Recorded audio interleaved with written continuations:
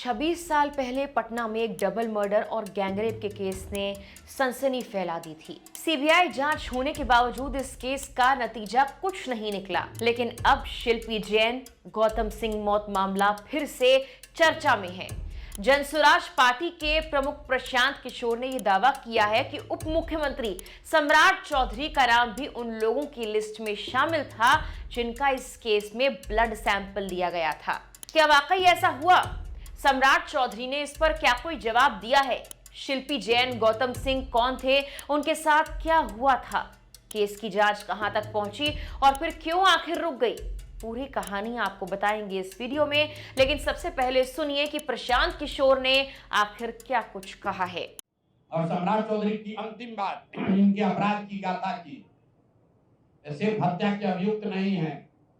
बिहार में पुरानी पत्रकारिता करने वाले लोग, आपने शिल्पी गौतम के रेप और हत्याकांड की कहानी सुनी होगी। आपने सुना होगा कि लालू जी के जंगल राज का जब चरम सीमा था, जितनी यहाँ माताएं बहने हैं, जो पढ़े लिखे लोग, समझदार लोग हैं, स्वच्छ छवि वाले बिहार में रहने वाले लोग हैं, याद कर लीजिए शिल्पी गौतम रेप और मर्डर केस, जिसमें एक डॉक्टर के लड़के को और शिल्पी गौतम के साथ ऐसा आरोप लगा था कि उनके साथ सामूहिक बलात्कार और उसके बाद उनकी हत्या कर दी गई थी। साधु यादव पर उसका आरोप लगा था। बड़ी हंगामा हुआ, सीबीआई में केस गया। मैं आपके माध्यम से आज पूछ रहा हूं कि क्या अभी के उप मुख्यमंत्री सम्राट चौधरी उर्फ राकेश कुमार उर्फ सम्राट कुमार मौर्य उस केस में संदिग्ध अभियुक्त के तौर पर नामजद थे या नहीं थे, ये प्रेस में वो बता दें, उसके बाद हम उसका डॉक्यूमेंट आपको जारी करेंगे। प्रशांत किशोर के इन आरोपों ने फिर से एक बार उस भयावह केस के पन्ने खोल दिए जिसकी जांच का कोई नतीजा नहीं निकल पाया, जो कभी पूरी ही नहीं हो पाई। आखिर क्यों?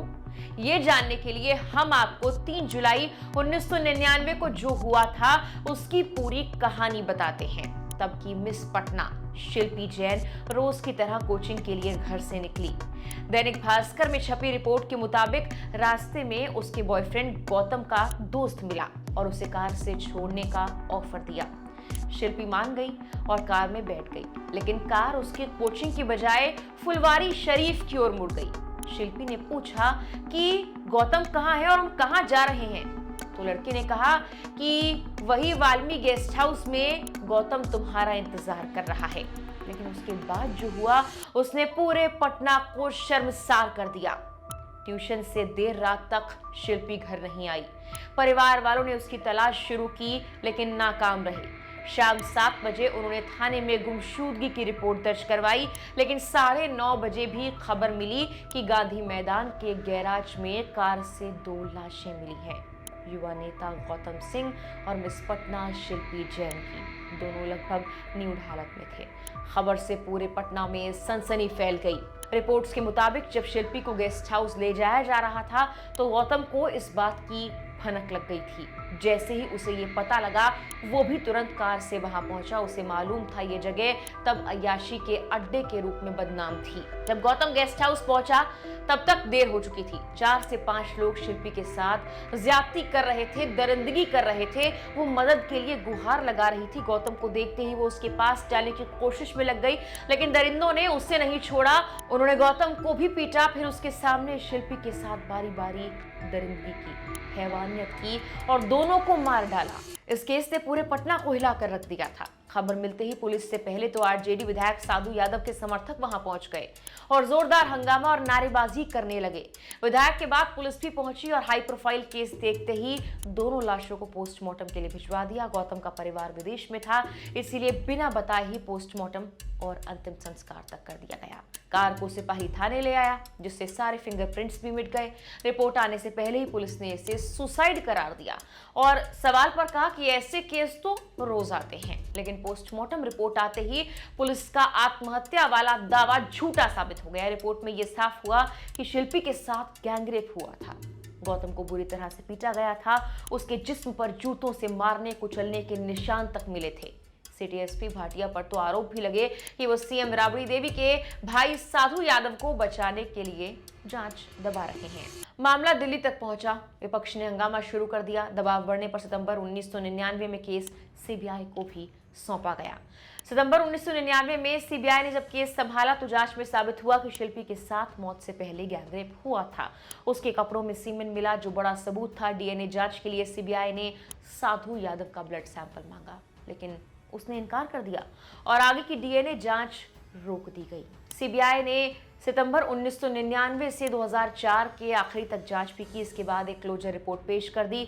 तब तक देश में मनमोहन सिंह की सरकार आ चुकी थी और लालू यादव की पार्टी में बड़ी सहयोगी पार्टी थी। सीबीआई के मुताबिक शिल्पी और गौतम की हत्या नहीं हुई, बल्कि उन्होंने जहर खाकर आत्महत्या कर ली। सीबीआई के फैसले पर हंगामा हुआ, लेकिन कोई कार्रवाई नहीं हुई। शिल्पी के भाई प्रशांत जैन सुप्रीम कोर्ट जाने वाले थे। 2006 में उनका अपहरण हुआ। 2 दिन बाद वो लौटे और फिर किसी जांच की मांग नहीं की। केस पूरी तरह से बंद हो गया। सबूत थे, नाम थे, जांच के लिए सब कुछ था, लेकिन अब हत्या का ये मामला आत्महत्या बनके बंद हो चुका था। आगे जांच नहीं हुई। बता दें कि शिल्पी पटना के व्यापारी उज्जवल जैन की बेटी थी और गौतम लंदन में बसे डॉक्टर बीएन सिंह के बेटे थे। दोनों के बीच नजदीकियां कही जाती थी। दोनों की हत्या के बाद ये मामला इसीलिए भी चर्चित हुआ क्योंकि घटनास्थल तत्कालीन मुख्यमंत्री राबड़ी देवी के भाई साधु यादव का बंगला था। अब इस केस की चर्चा 26 साल बाद फिर शुरू हो गई। कारण है कि जनसुराज पार्टी के प्रमुख प्रशांत किशोर ने उप मुख्यमंत्री सम्राट चौधरी पर यह आरोप लगाया कि वो इस केस से जुड़े थे और उस वक्त उनका नाम राकेश कुमार था। दरअसल इस केस की जांच में गौतम के जिन दोस्तों के ब्लड सैंपल्स दिए गए थे, इनमें एक राकेश नाम का व्यक्ति था। बताया जाता है कि वो हाजीपुर का रहने वाला था। उसका आइसक्रीम का कोई बिजनेस था, लेकिन जिस कार में शिल्पी और गौतम की लाश मिली वो भी राकेश की ही थी। सम्राट चौधरी ने इन आरोपों को खारिज कर दिया और कहा कि ये पूरी तरह गलत है और बेबुनियाद है। अब देखिए, वो आइसक्रीम बेचने वाले का नाम था राकेश। वो आइसक्रीम बेचता था बेचारा। वो है रहने वाला हाजीपुर। अब इसको कहां कहां से बुद्धि दे रहा है। शिल्पी गौतम कांड में पूरी तरह जांच सीबीआई ने किया और हम लोग को तो पता भी नहीं है।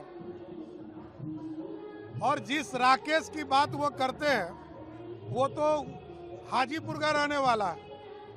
अरे भैया, ये लोग को कुछ पता नहीं है बिहार के बारे में। बिहार का रहने वाला है, पूरे देश को लूट के आया है।